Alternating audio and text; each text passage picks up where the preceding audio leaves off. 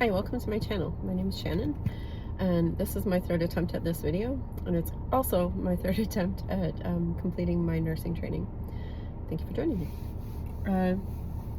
I hit 50 this year, which is a really poignant number for me. Not that it means that you're old or anything. I certainly don't feel 50, so it's kind of odd to say that I'm 50.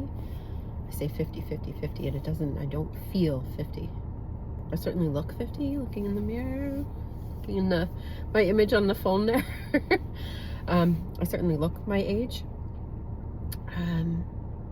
Anyway, yeah.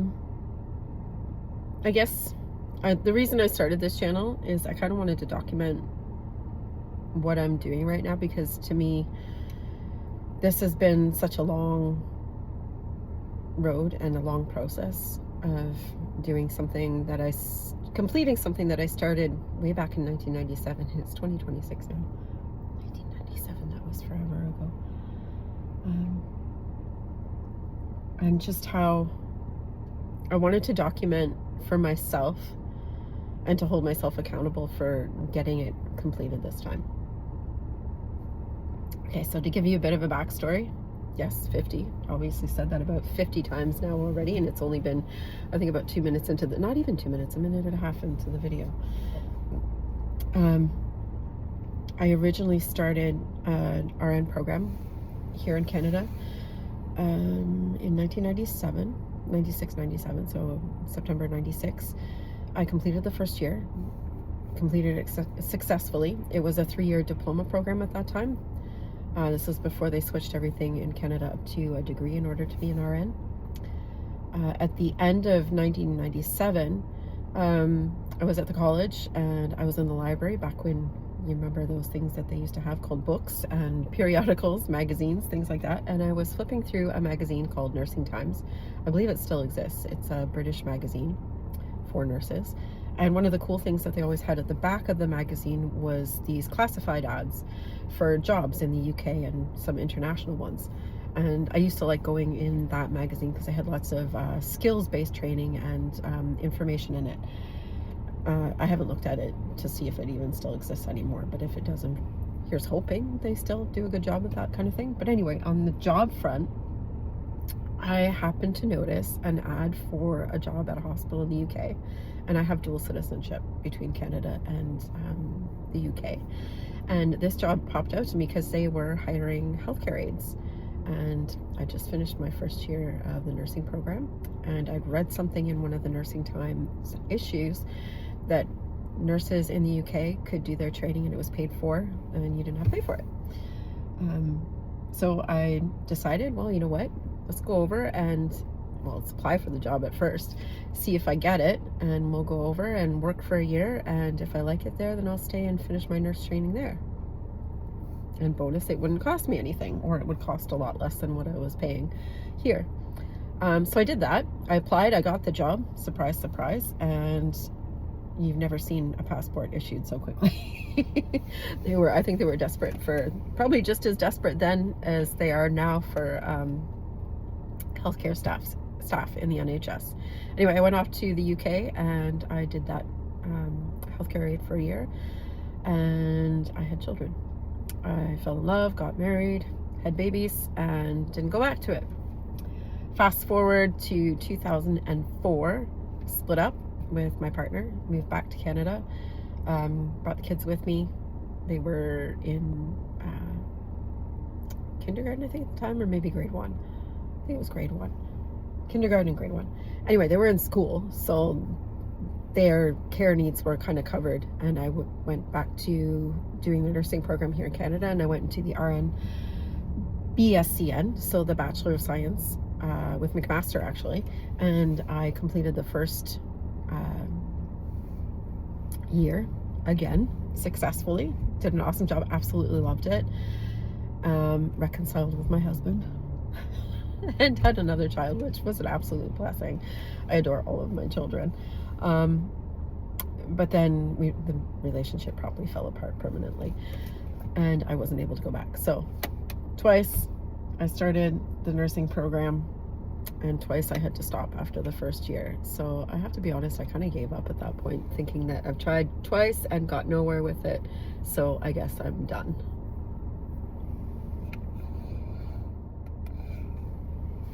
So fast forward from that point, I transferred my credits that I'd got to that date to a different degree program, and now I have a degree in general studies, so a degree that won't get me anywhere, and a bunch of certifications and qualifications in other things. And I've spent much of the time since then, other than a few years here and there, I think about 12 altogether, in various places working as a personal support worker, or a healthcare aide as they call it here in Canada, and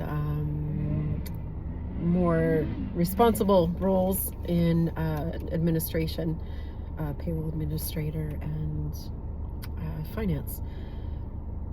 So incredibly boring and so sedentary, and something it pays fairly well, not crazy. I certainly don't receive executive pay despite being in an executive role, but that's another story.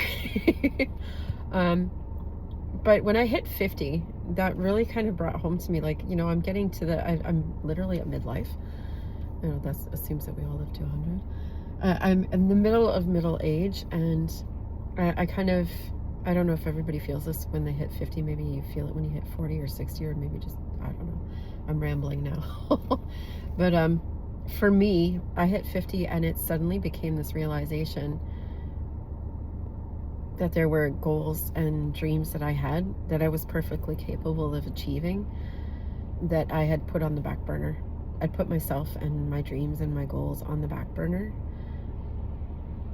to care for my family, to care for my children, who were very young at the time, and I didn't have the financial means to do anything different. At the time, I could not finish the program. There was no childcare. I didn't have the finances, and lots of other factors in there that just, it literally made it impossible. I tried as much as I could to find a solution to it, and it just wasn't there. And I needed to forgive myself for that. And I needed to, well, it's not so much that I needed to, is that I needed to, well, yeah, I guess I needed to open my eyes to the fact that those problems weren't there anymore. My 3 daughters, they're all adults now. My youngest daughter, she just turned 20 this year. My son, who I adopted, he is still a teenager, but he's fairly independent, and I have since remarried. So other than the financial reasons for continuing at the job that I have now, it's not really a job. I lucked out, and I say I lucked out, and it was I burnt out in the role that I was doing in finance, but there was nobody else to take over. But I've managed to get the position as a subcontract, and it's given me the ability to manage my own time, work when it suits me, and to pursue my dreams. And that's the big thing. It's a whole hell of a lot of pressure, because I'm pretty much working full-time doing that and going to school full-time at 50. I'm starting over at 50. I'm switching careers at 50. But I'm not. I'm doing what I started out doing so many years ago. I'm finishing something that I've always wanted to do. When I do my placements for the nursing program, I feel comfortable in it. I feel this is where I need to be, which is relieving in a way. And there's also part of me that's stressed that it's not going to work. And I'll tell you why. The demands of family. My kids may not be young anymore. They may not need childcare, but they are 20-somethings in the anxiety generation. And oh boy, do they have anxiety. I think they all do. So they're still needy. 2 of them are still at home, which is fine. The cost of, I'm not complaining about that, and I would never complain about that at all. The cost of rentals at the moment it's unimaginable. I couldn't afford it at their age, at the prices that they were back then.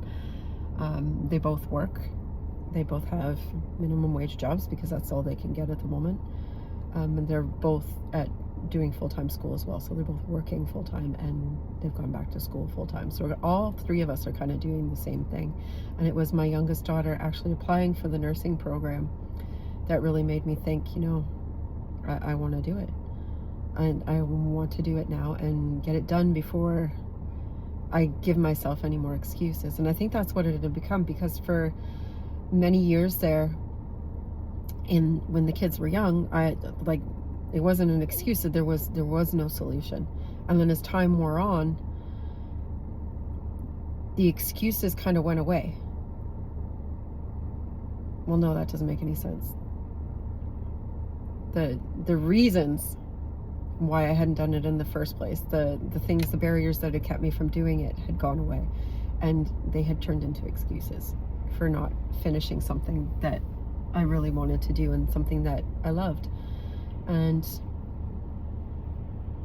I think at 50, my birthday came and that big 50 hit. My daughters, my three girls, all are out of high school. They're all adults officially. They have driver's licenses and they'll all be moved out by next year. My eldest has been living on her own, nearly 8 hours away for almost 8 years now. I don't have any more excuses anymore. It's a giant pain in the butt having to work full-time and go to school full-time. It's a huge, huge, huge hurdle, but it's manageable.